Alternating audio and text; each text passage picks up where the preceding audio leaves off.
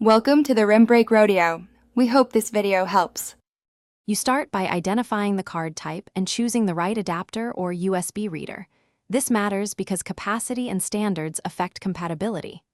Once you have the reader, power your PC, then insert the micro SD into its adapter or the reader, gold contacts facing down, so physical connection is correct. Make sure to push until it clicks. This ensures reliable contact. After insertion, make sure the reader is fully seated in the USB port or SD slot so the system can detect it.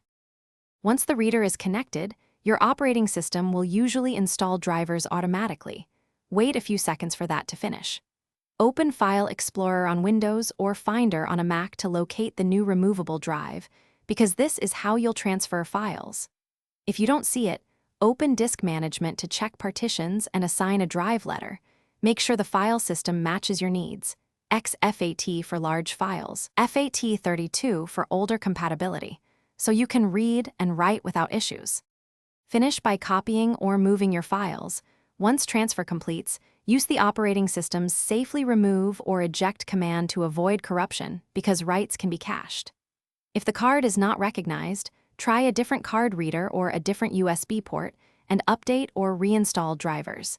These quick checks often fix detection issues.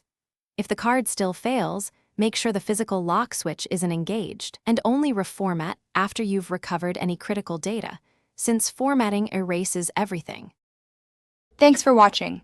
Consider subscribing if we helped you.